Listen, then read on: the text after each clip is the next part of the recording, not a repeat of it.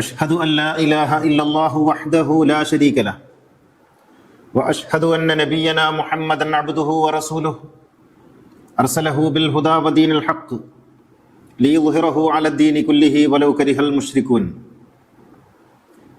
اللهم صل على رسولك سيدنا محمد وآل سيدنا محمد اللهم بارك على سيدنا محمد وآل سيدنا وحبيبنا ومنجينا وهادينا ومرشدنا وشفيعنا وإمامنا وقدوتنا وقرة أعيننا محمد كما صليت وباركت على خليلك إبراهيم وآل خليلك إبراهيم إنك حميد مجيد يا أيها الذين آمنوا اتقوا الله حق تقاته ولا تموتن إلا وأنتم مسلمون أعوذ بالله من الشيطان الرجيم بسم الله الرحمن الرحيم قال عيسى بن مريم اللهم ربنا أنزل علينا مائدة من السماء تكون لنا عيدا لأولنا وآخرنا وآية منك وارزقنا وأنت خير الرازقين.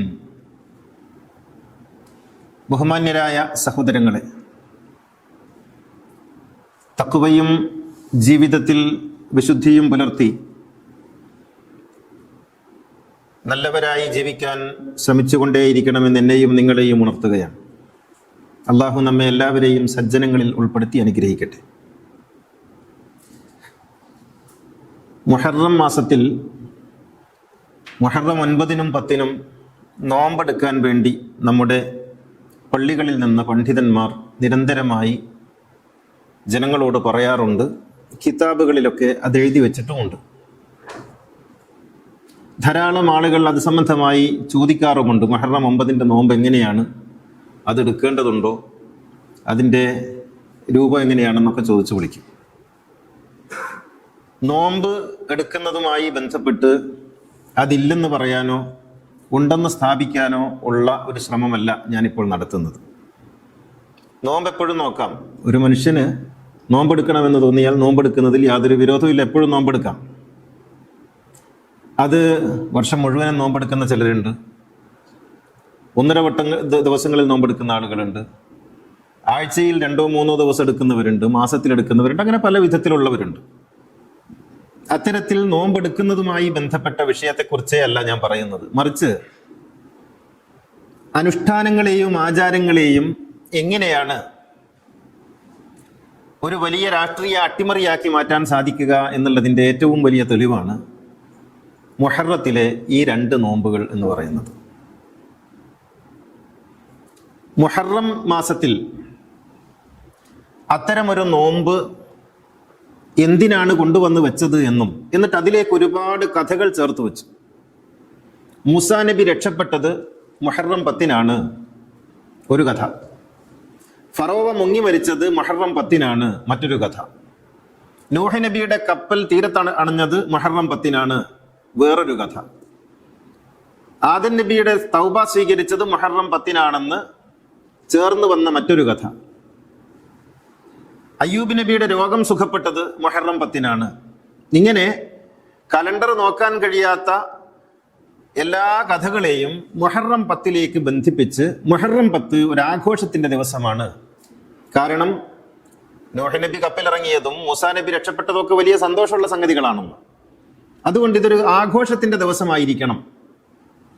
ഇത് നമ്മെ സംബന്ധിച്ചിടത്തോളം ഉത്സവം പോലെ കൊണ്ടാടപ്പെടുന്ന ഒരു ദിവസമായിരിക്കണം എന്ന് തീരുമാനിക്കപ്പെട്ടത് എവിടെ മുതലാണ്? യഥാർത്ഥത്തിൽ എന്താണ് ഇതിൻ്റെ പിന്നിലുള്ളത് എന്നൊന്ന് അന്വേഷിച്ചാൽ നല്ലതാണ്. ഇനി ഈ നോമ്പുണ്ടായതിനെ കുറിച്ച് ബുഖാരി ഉൾപ്പെടെയുള്ള ഹദീസ് ഗ്രന്ഥങ്ങൾ പറഞ്ഞ കഥയിൽ നിന്ന് നമുക്ക് തുടങ്ങാം. ഞാൻ പറയുന്നത് നിങ്ങൾ ബുദ്ധി ഉപയോഗിച്ച് കേൾക്കണം. അതിങ്ങനെയാണ്. പ്രവാചകൻ ഒരു ദിവസം മദീനയിലെ അങ്ങാടിയിലൂടെ നടന്നു. അങ്ങനെ നടന്നപ്പോൾ യഹൂദരെല്ലാം എടുത്തവരായിട്ട് പ്രവാചകന് കാണാൻ സാധിച്ചു. ഇത് ബുഖാരിയും മുസ്ലിമും ഇബ്നു മാജയും തുർമുദിയും നസായിയും ഒക്കെ ഉദ്ധരിച്ച ഹദീസാണ് കേട്ടോ. മദീനയിലെ തെരുവുകളിലൂടെ പ്രവാചകൻ അനുയായികളോടൊപ്പം നടന്നപ്പോൾ യഹൂദരൊക്കെ നോമ്പെടുത്തതായിട്ട് പ്രവാചകൻ കണ്ടു. അപ്പോൾ റസൂല് ചോദിച്ചു, എന്താണ് ഇന്നത്തെ ദിവസത്തിന് പ്രത്യേകത? നിങ്ങൾക്ക് എല്ലാവർക്കും നോമ്പാണല്ലോ എന്ന് ചോദിച്ചു. അപ്പോൾ അവർ പറഞ്ഞു, ഹാദാ യൗമുൻ അൻജല്ലാഹു ഫീഹി മൂസ, മൂസാ നബിയെ അള്ളാഹു രക്ഷപ്പെടുത്തിയത് ഈ ദിവസത്തിലാണ്. ഫിർഔൻ, ഫറോവയെ അള്ളാഹു മുക്കിക്കൊന്നതും ഈ ദിവസത്തിലാണ്. ഫസാമഹു മൂസ ശുക്രൻ, അങ്ങനെ മൂസാ നബി നോമ്പെടുത്തിട്ടുണ്ട്, അതുകൊണ്ട് ഞങ്ങളും നോമ്പെടുക്കുകയാണ് എന്ന് യഹൂദര് പറഞ്ഞു. അപ്പോൾ നബി പറഞ്ഞു, നഹ്നു അഹഖു ബി മൂസാ മിൻകും, എങ്കിൽ നിങ്ങളെക്കാൾ ഞങ്ങളാണല്ലോ മൂസാ നബിയോട് ബന്ധപ്പെട്ട് നിൽക്കുന്നവർ. അങ്ങനെ ഫസാമഹു, മുഹമ്മദ് നബി പറഞ്ഞു, എങ്കിൽ എനിക്ക് ഇന്ന് നോമ്പാണ്. അമറ ബി സുയാമിഹി, കൂടെ ഉള്ളവരോട് നോമ്പെടുക്കാൻ കൽപ്പിക്കുകയും ചെയ്തു. എന്നിട്ട് നബി പറഞ്ഞു, ലഇൻ ബഖീതു ഇലാ ഖാബിലിൻ ലഅസൂമന്ന താസിഅ, അടുത്ത കൊല്ലം ഞാൻ ജീവിച്ചിരിക്കുന്നുവെങ്കിൽ നിങ്ങളെക്കാൾ ഒന്നുകൂടി ഉഷാറായിട്ട് ഞാൻ 9 കൂടി നോമ്പെടുക്കുമായിരുന്നു. പക്ഷേ അടുത്ത വർഷമാകുന്നതിന് മുമ്പ് റസൂല് വഫാത്തായിപ്പോയി. ഇതാണ് എല്ലാ ഹദീസ് ഗ്രന്ഥങ്ങളും ഉദ്ധരിച്ച മുഹറം നോമ്പിന്റെ കഥ. ഈ ഹദീസ് വെച്ച് നിങ്ങളൊന്ന് ആലോചിച്ച് നോക്കണം. പ്രവാചകൻ മദീനയിൽ 10 കൊല്ലമാണ് താമസിച്ചത്. 11ാം കൊല്ലമാണ് മരണപ്പെടുന്നത്. 10 കൊല്ലം പൂർണ്ണമായും മദീനയിൽ താമസിച്ച പ്രവാചകൻ മരിക്കുന്നതിന്റെ 2 മാസം മുമ്പ് മാത്രമാണ് യഹൂദർക്ക് ഇങ്ങനെ ഒരു നോമ്പുണ്ട് എന്ന വിവരം അറിയുന്നത്. അതൊരു പക്ഷേ അങ്ങനെ സംഭവിച്ചേക്കാം. കാരണം 10 കൊല്ലം യുദ്ധം ചെയ്യായിരുന്നല്ലോ മൂപ്പര്. ഈ ഹദീസ് അനുസരിച്ച് 10 കൊല്ലവും 27 യുദ്ധം ചെയ്യായിരുന്നു. 27 യുദ്ധം ചെയ്യണമെങ്കിൽ ചില്ലറ അധ്വാനമൊന്നും പോരല്ലോ. അതുകൊണ്ട് ഇതൊന്നും ശ്രദ്ധിക്കാൻ നേരം ഉണ്ടായിരുന്നില്ല. അതുകൊണ്ട് പിന്നീട് ഹദീസിന്റെ ഈ കിതാബുകൾ അനുസരിച്ച് റസൂല് വഫാത്താകുന്നതിന്റെ റബീഉൽ അവ്വലിലാണ് വഫാത്താകുന്നത്. ഇത് മുഹറമിലാണ് നടക്കുന്നത്, ഹജ്ജ് കഴിഞ്ഞ് വന്ന സമയം. നിങ്ങൾ ആലോചിച്ച് നോക്കണം. ഹജ്ജ് കഴിഞ്ഞ് വന്നിട്ട് മുഹറം മാസത്തിൽ 10ാം തീയതി റസൂല് തെരുവിലൂടെ നടക്കുന്നു, കൂടെ കുറെ ആൾക്കാരുണ്ട്. അപ്പോഴാണ് യഹൂദര് നോമ്പെടുത്തതായിട്ട് റസൂലിനെ കണ്ടത്. നോമ്പെങ്ങനെ പുറത്തു നിന്ന് മനസ്സിലാക്കി എന്നുള്ളത് മറ്റൊരു ചോദ്യമാണ്. കഥയിൽ ചോദ്യമില്ല. ബുഖാരിയിലും ബാലരമയിലും ചോദ്യം ചോദിക്കാൻ പാടില്ല.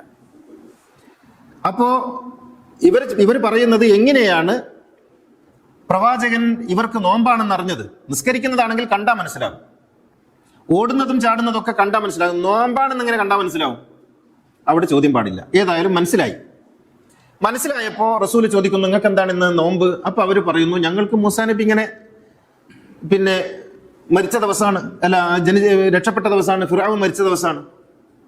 അപ്പൊ റസൂല് പറയുന്നു, എങ്കിൽ എനിക്കും നോമ്പാണ്. അപ്പൊ നബി അന്ന് പച്ചവെള്ളം കുടിച്ചിട്ടില്ല. കുടിച്ചെങ്കിൽ നോമ്പ് പറ്റൂലല്ലോ. അപ്പൊ റസൂല് അന്ന് ഒരു വെള്ളവും കുടിക്കാതെയാണ് പോയത്. എന്നിട്ടാണ് ഞാൻ നോമ്പാണെന്ന് പറയുന്നത്. അങ്ങനെയല്ലേ പറ്റുള്ളൂ. അപ്പൊ റസൂല് വീട്ടിൽ നിന്ന് വെള്ളമൊന്നും കുടിക്കാതെയാണ് ഇങ്ങനെ എവിടുന്നെങ്കിലും നോമ്പ് കിട്ടിയാലോ എന്നിങ്ങനെ വിചാരിച്ചിട്ട് പോവുമായിരിക്കും. അങ്ങനെയാണ് റസൂല് പോയത്. നോമ്പ് കിട്ടി, അതെടുത്തു. അപ്പൊ നമ്മുടെ ചോദ്യം, കുറച്ച് ദിവസങ്ങൾക്ക് മുമ്പ് മക്കയിൽ വെച്ച് റസൂല് പറഞ്ഞിരുന്നല്ലോ, അൽയൗമ അക്മൽതു ലക്കും ദീനക്കും വഅത്മംതു അലൈക്കും നിഅമതി വറദീതു ലക്കുമുൽ ഇസ്ലാമ ദീന. ഇതൊക്കെ പൂർത്തിയാക്കി തന്നു. അപ്പൊ അത് ക്യാൻസൽ ചെയ്തു. റസൂല് ദിവസങ്ങൾക്ക് മുമ്പല്ലേ ഹജ്ജിന് പോയപ്പോ അവിടെ വെച്ച് പറഞ്ഞത് എല്ലാം പൂർത്തിയായി എന്ന്. എന്നിട്ട് പിന്നെങ്ങനെയാണ് ഈ തെരുവിൽ നിന്നൊരു നോമ്പ് ചുട്ടെടുക്കുന്നത്? ഒരനുഷ്ഠാനം ഉണ്ടായിത്തീരേണ്ടത് വഹീന്റെ അടിസ്ഥാനത്തിലല്ലേ? എന്ന് മാത്രമല്ല, യഹൂദർ പറഞ്ഞിട്ട് വേണോ മൂസാ നബി രക്ഷപ്പെട്ടത് ഇന്ന ദിവസമാണെന്ന് അല്ലാഹുവിന്റെ റസൂലിന് അറിയാൻ? മുഹമ്മദ് നബിക്ക് ഇത് തിരിച്ചറിയാൻ വഹിയൊന്നും ഇല്ലേ? റസൂലിന് ഇങ്ങനെ തെരുവിൽ നിന്ന് കിട്ടുന്ന വിവരങ്ങളുടെ അടിസ്ഥാനത്തിലാണോ പ്രവാചകൻ പ്രബോധനം ചെയ്തത്? അങ്ങനെയാണോ ഇസ്ലാം ദീൻ ഉണ്ടായത്?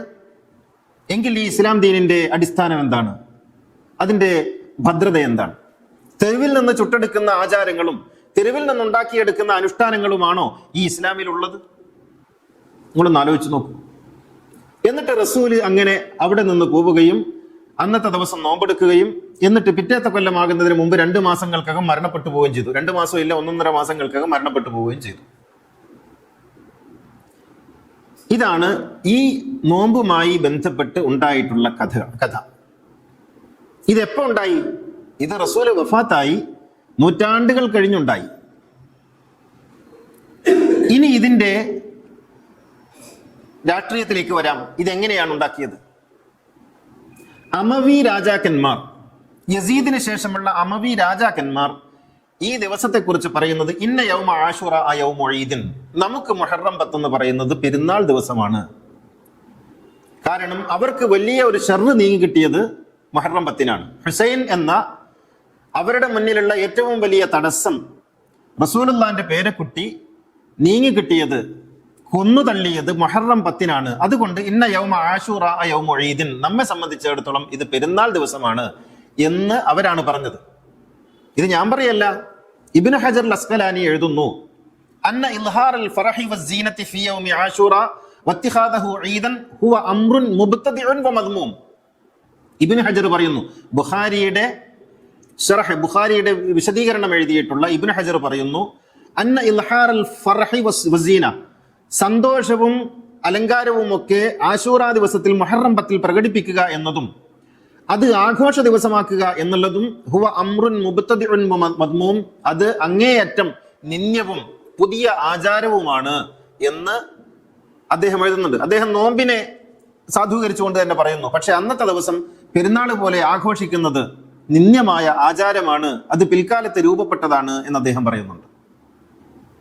ഇബ്നു തൈമിയ എഴുതിയിട്ടുണ്ട്, വകാലത്ത് ഹാദിഹിൽ ബിദ്അതു ഖദ് അഹദസഹാ ഫീ സമനി ബനി ഉമയ്യ, അമവി രാജാക്കന്മാരുടെ കാലത്താണ് മുഹറം 10 ഒരു ആഘോഷത്തിന്റെ അന്തരീക്ഷത്തിലേക്ക് മാറിയത്, അത് അവർ തുടങ്ങിയ അനാചാരമാണ്, പുതിയ സമ്പ്രദായമാണ് എന്ന് ഇബ്നു തൈമിയ എഴുതിയിട്ടുണ്ട്. ഇവിടെ നമുക്ക് കൃത്യമായിട്ട് മനസ്സിലാക്കാൻ കഴിയും, കർബല ദിവസം ഹുസൈൻ ഇബ്നു അലി അലൈഹിസ്സലാത്തു വസ്സലാം കൊല്ലപ്പെട്ടതിന്റെ പേരിൽ ജനങ്ങൾ വിലപിക്കുകയും ആ നാളിനെ ദുഃഖപൂർണമായി ഓർക്കുകയും ചെയ്യുന്ന സമ്പ്രദായം വളർന്നു വന്നാൽ തങ്ങൾക്ക് ഭീഷണിയാണെന്നും തങ്ങൾ ചരിത്രത്തിൽ മോശമായി അടയാളപ്പെടുത്തപ്പെടുമെന്നും മനസ്സിലാക്കിയ അമവി തമ്പുരാക്കന്മാരാണ് ഇതിനെ മറ്റു കുറെ കഥകൾ ചാർത്തി മറ്റൊന്നാക്കി തീർത്തത്. എന്നിട്ട് അവിടെ 2 നോമ്പും കൊണ്ടുപോയി ഫിറ്റ് ചെയ്തു. അതോടുകൂടി കർബല ഏതാണ്ട് മറക്കും എന്നുള്ള ഒരു അവസ്ഥയിലെത്തി. അങ്ങനെ മറന്നല്ലോ നമ്മൾ. നിങ്ങൾ നോക്കൂ, ഈ മുഹറം മാസത്തിൽ നടക്കുന്ന എല്ലാ പ്രഭാഷണങ്ങളും ഖുതുബകളും മൂസാ നബി രക്ഷപ്പെട്ടതിനെ കുറിച്ചുള്ളതാണ്, നൂഹ് നബിയുടെ കപ്പൽ തീരത്തണഞ്ഞതിനെ കുറിച്ചുള്ളതാണ്, അയ്യൂബ് നബിയുടെ അസുഖം സുഖപ്പെട്ടതിനെ കുറിച്ചുള്ളതാണ്, റസൂലുള്ളാഹിന്റെ പേരക്കുട്ടിയെ കൊന്ന് തലയറുത്ത് ഇറാഖിൽ നിന്ന് സിറിയയിലേക്ക് റോഡ് മാർഗം റോഡ് ഷോ നടത്തി കൊണ്ടുപോയതിനെ കുറിച്ച് ഒരു മിമ്പറിൽ നിന്നും ഒരു വർത്തമാനവും കേൾക്കൂല. കാരണം അത് ഓർക്കാതിരിക്കാൻ വേണ്ടി ഉള്ള അനുഷ്ഠാനങ്ങളൊക്കെ കൊണ്ടുവന്ന് സെറ്റാക്കി വെച്ചിട്ടുണ്ട്. അതാണ് സംഭവം. ഇനി നമുക്ക് മറ്റൊരു വിഷയത്തിലേക്ക് പോകേണ്ടതായിട്ടുണ്ട്. ഈ മുഹറം 10 യഹൂദർക്ക് നോമ്പുണ്ടായിരുന്നോ ഇല്ലേ? ഇത് ചരിത്രമാണല്ലോ. മുഹറം 10 യഹൂദർക്ക് നോമ്പുണ്ടായിരുന്നോ ഇല്ല? ഈ ബുഖാരിയും മുസ്ലിമും ഒക്കെ ഹദീസ് ഉണ്ടാക്കുന്ന കൂട്ടത്തിൽ ചരിത്രമുണ്ട്, അങ്ങനെ ഒരു സംഭവം ഉണ്ടോ ഇല്ലേ എന്ന് അന്വേഷിക്കാൻ മറന്നുപോയി.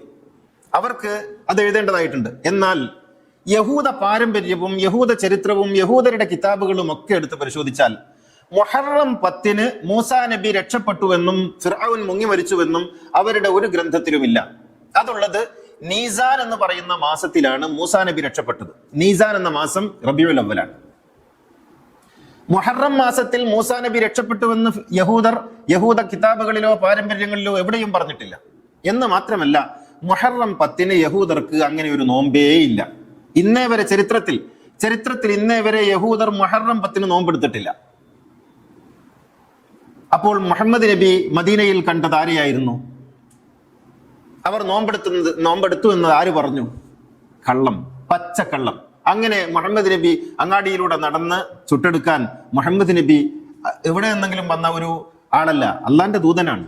അള്ളാഹുവിന്റെ വഹി അനുസരിച്ച് മാത്രം പ്രവർത്തിക്കുന്ന ഒരു പ്രവാചകനെ സംബന്ധിച്ചാണ് ബുഖാരി ഈ കള്ളം എഴുതി വെച്ചിട്ടുള്ളത്. യഹൂദർക്ക് പല വിധത്തിലുള്ള നോമ്പുണ്ട്. യോം കപ്പൂർ എന്ന് പറയുന്ന യോമുൽ കഫാറ എന്ന് പറയുന്ന നോമ്പുണ്ട്, പെസഹയുടെ നോമ്പുണ്ട്. ഇങ്ങനെ പല വിധത്തിലുള്ള നോമ്പുകൾ അവർക്കുണ്ട്. ആചാരങ്ങൾ ഒരുപാടുള്ള മതമാണ് യഹൂദ മതം. പക്ഷെ അവർക്ക് മുഹറം 10 ഒരു നോമ്പില്ല. അങ്ങനെ ഒരു നോമ്പ് അവരുടെ ചരിത്രത്തിൽ എവിടെയുമില്ല. അപ്പോൾ കള്ളം എഴുതി വെക്കുന്ന കൂട്ടത്തിൽ, കർബലയെ മറക്കുന്നതിന് വേണ്ടി കള്ളം എഴുതി വെക്കുന്ന കൂട്ടത്തിൽ ചരിത്ര വസ്തുതകൾ അന്വേഷിക്കാൻ മറന്നുപോയി എന്നുള്ളതാണ് യഥാർത്ഥത്തിൽ സംഭവിച്ചത്. ഇനി നോക്കൂ നിങ്ങൾ, അബൂ ഇസ്ഹാഖ് പറയുന്നതായിട്ട് ഇബ്നു അബി ഷൈബ എന്ന് പറഞ്ഞാൽ നിങ്ങൾക്ക് അറിയാലോ, അദ്ദേഹം ബുഖാരിയുടെ ഉസ്താദാണ്. ബുഖാരിയുടെ ഉസ്താദായിട്ടുള്ള ഇബ്നു അബി ഷൈബ അദ്ദേഹത്തിന്റെ ഗ്രന്ഥമായ മുസന്നഫിൽ രേഖപ്പെടുത്തുന്ന ഒരു സംഗതി ഇങ്ങനെയാണ്. അബൂ ഇസ്ഹാഖ് പറയുന്നു, മാ റഅയ്തു അഹദൻ മിൻ അസ്ഹാബി റസൂലില്ലാഹി ആമുറു ബിസൗമി ആശൂറാ മിൻ അലിയിൻ വ അബി മൂസ.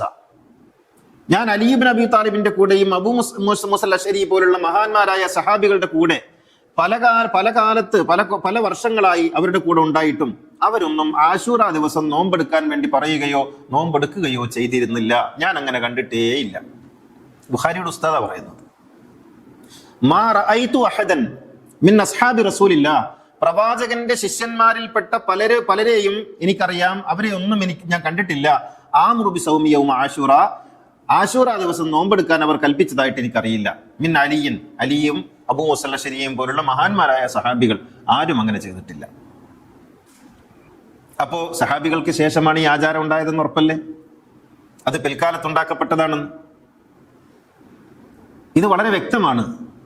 ഇങ്ങനെയുള്ള നോമ്പ് പോലുള്ള ആചാരങ്ങൾ കൊണ്ടുവച്ചാണ്, അല്ലാതെ വെറുതെ പറഞ്ഞാൽ പറ്റില്ലല്ലോ. അവിടെ ഒരു സംഭവം കൊണ്ടുവെക്കണമല്ലോ. ഈ നോമ്പ് അവിടെ കൊണ്ടുവന്ന് ഫിറ്റ് ചെയ്തു. ഒരാചാരം ഉണ്ടാക്കാൻ വലിയ പണിയൊന്നുമില്ല. അത് 2 പള്ളിയിൽ നിന്ന് 2 ആളെ കൊണ്ട് പ്രസംഗിപ്പിച്ചാൽ മതി. പിറ്റത്തെ കൊല്ലം മുതൽ അത് ആചാരമായി തരും. നമ്മുടെ നാട്ടിൽ എന്തൊക്കെ ആചാരങ്ങൾ ഈ അടുത്തടുത്ത കാലത്തായിട്ടുണ്ടായി. ചോദ്യം ചെയ്യാൻ പാടില്ലാത്ത വിധം ആചാരങ്ങൾ ഉണ്ടാകുന്നില്ലേ? ആചാരം ഉണ്ടാക്കാൻ 2-3 ഖത്തീബുമാർ വിചാരിച്ചാൽ കഴിയും. അവരങ്ങ് പ്രസംഗിച്ചാൽ മതി, അതിന്റെ കൂലി അങ്ങ് പൊലിപ്പിച്ച് പറഞ്ഞാൽ മതി. പിന്നെ അതിങ്ങനെ മെല്ലെ മെല്ലെ പരക്കും എല്ലായിടത്തും. ഇങ്ങനെയാണ് ആചാരങ്ങൾ ഉണ്ടാകുന്നത്. അത്തരത്തിലുണ്ടായ ആചാരമാണ് മുഹറം 10-ന്റെയും 9-ന്റെയും നോമ്പ് എന്ന് പറയുന്നത്. എടുക്കുന്നവർക്ക് എടുക്കാം, നോമ്പ് എടുക്കുന്നത് നല്ലതാണ്.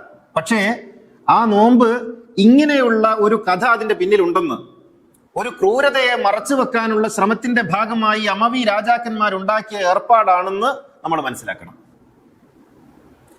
ആയിഷ ബീവിയിൽ നിന്ന് ഉദ്ധരിക്കുന്ന മറ്റൊരു ഹദീസ് ഇങ്ങനെയാണ്. നബി പണ്ട്, അതായത് മക്കയിലൊക്കെ ഉള്ള സമയത്ത് മദീനയിലേക്കൊക്കെ വരുന്നതിന് മുമ്പേ ആശൂറ ദിവസം നോമ്പെടുക്കാറുണ്ടായിരുന്നു.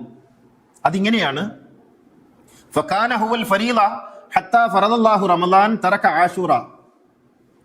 റസൂല് മക്കയിലുള്ള സമയത്ത് തന്നെ ആശൂറ ദിവസം നോമ്പെടുക്കാറുണ്ടായിരുന്നു. എന്നിട്ട് മദീനയിൽ വന്ന് റമളാൻ ആയപ്പോൾ, റമളാൻ നോമ്പ് നിർബന്ധമാക്കിയപ്പോൾ ആശൂറ നോമ്പ് ഉപേക്ഷിച്ചു. അങ്ങനെയാണെങ്കിൽ ബുഖാരി എഴുതിയ മറ്റേ കഥ എന്ത് ചെയ്യും? ഇതും ഹദീസിന്റെ കിതാബുകളിലൊക്കെ ഉണ്ട്. നബി പണ്ടേ ആശൂറ നോമ്പ് എടുക്കാറുണ്ടായിരുന്നു. ഓക്കെ, സമ്മതിച്ചു.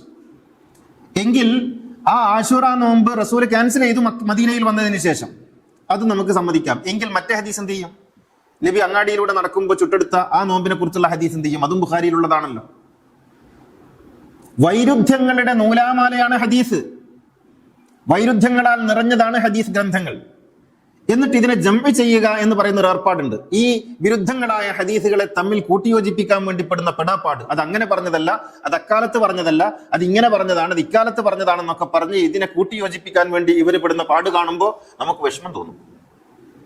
ഞാൻ പറയുന്നത്, ഒരു മോശപ്പെട്ട സംഗതിയെ മറച്ചു വെക്കുന്നതിന് വേണ്ടി നല്ല ഒരു കാര്യത്തെ കൊണ്ടുവന്ന് വെക്കുക എന്നുള്ളത് മതത്തിൽ പതിവാണ്. അതാണ് യഥാർത്ഥത്തിൽ ഇവിടെ സംഭവിച്ചിട്ടുള്ളത്.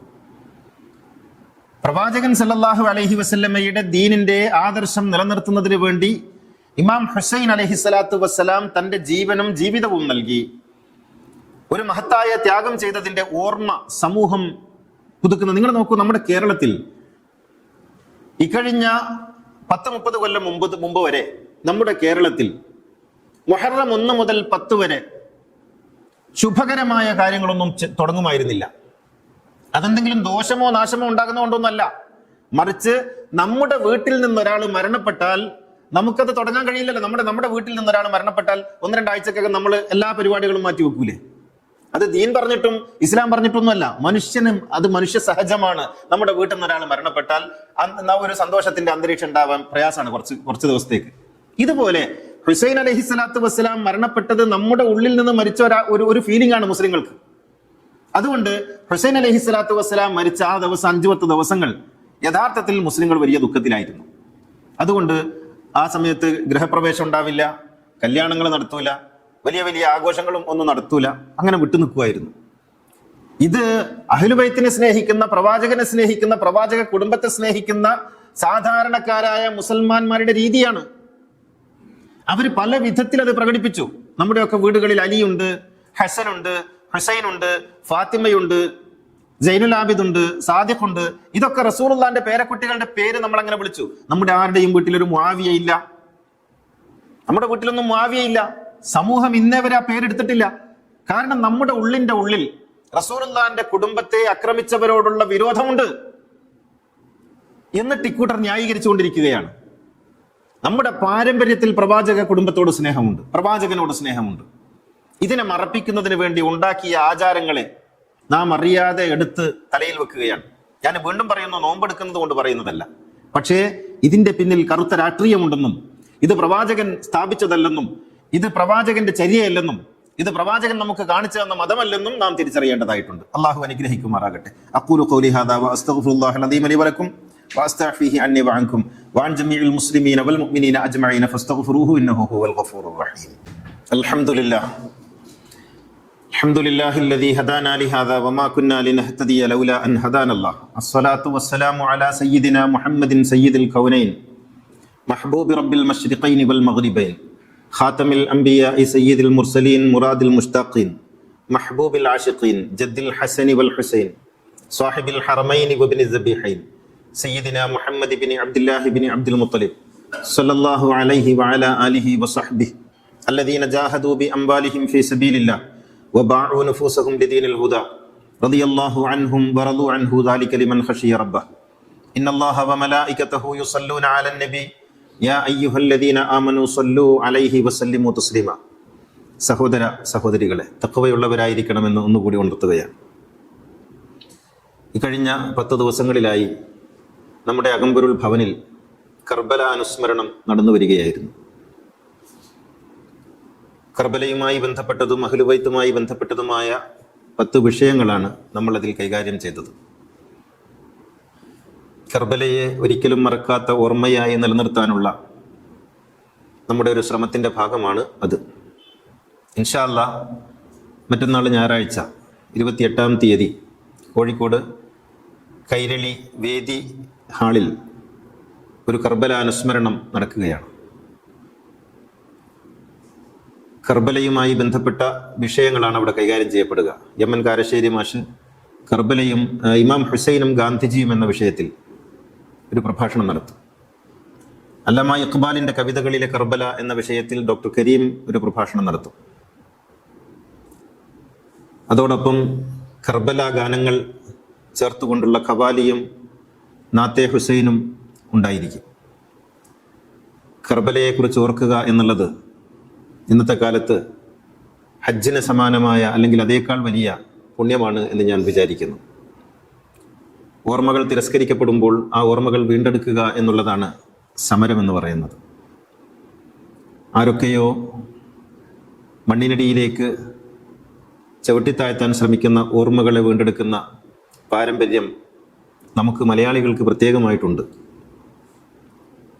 പാതാളത്തിലേക്ക് ചവിട്ടിത്താഴ്ത്തിയ മാവേലിയെ ഓർത്ത് കളമിടുന്നവരാണ് നാം. തീർച്ചയായും തലയറുത്ത് കൊണ്ടുപോയ ഹുസൈനെ ആ തല ഉടലിലേക്ക് എത്തുന്നതുവരെ നാം ഓർത്തുകൊണ്ടേയിരിക്കണം. ഉടലിനെ തേടുന്ന തലയെക്കുറിച്ചുള്ള ഓർമ്മയാണ് ഹുസൈൻ്റെ ഓർമ്മ എന്ന് പറയുന്നത്. അതുകൊണ്ട് 28-ാം തീയതി നടക്കുന്ന പരിപാടിയിൽ എല്ലാവരും കുടുംബസമേതം, കുട്ടികൾ ഉൾപ്പെടെ, കുട്ടികൾക്കൊക്കെ ഈ ഓർമ്മകൾ കൈമാറണം, കുട്ടികൾ ഉൾപ്പെടെ വരികയും അതിൽ പങ്കെടുക്കുകയും ചെയ്യണം എന്ന് അറിയിക്കുകയാണ്. അള്ളാഹു നമ്മെ എല്ലാവരെയും സർവാർത്ഥത്തിലും അനുഗ്രഹിക്കുമാറാകട്ടെ. അല്ലാഹുമ്മ ഗ്ഫിർ ലിൽ മുഅ്മിനീന വൽ മുഅ്മിനാത്ത് വൽ മുസ്ലിമീന വൽ മുസ്ലിമാത്ത് അൽ അഹ്യാഇ മിൻഹും വൽ അംവാത്ത് ഇന്നക മുജീബുദ് ദഅവാതി വഖാദിൽ ഹാജാത്ത് طيب ثراهم واجعل الجنة مأواهم ربنا آتنا في الدنيا حسنة وفي الآخرة حسنة وقنا عذاب النار ربنا اغفر لنا ولإخواننا الذين سبقونا بالإيمان ولا تجعل في قلوبنا غلا للذين آمنوا ربنا إنك رؤوف رحيم وآخر الدعاء الحمد لله.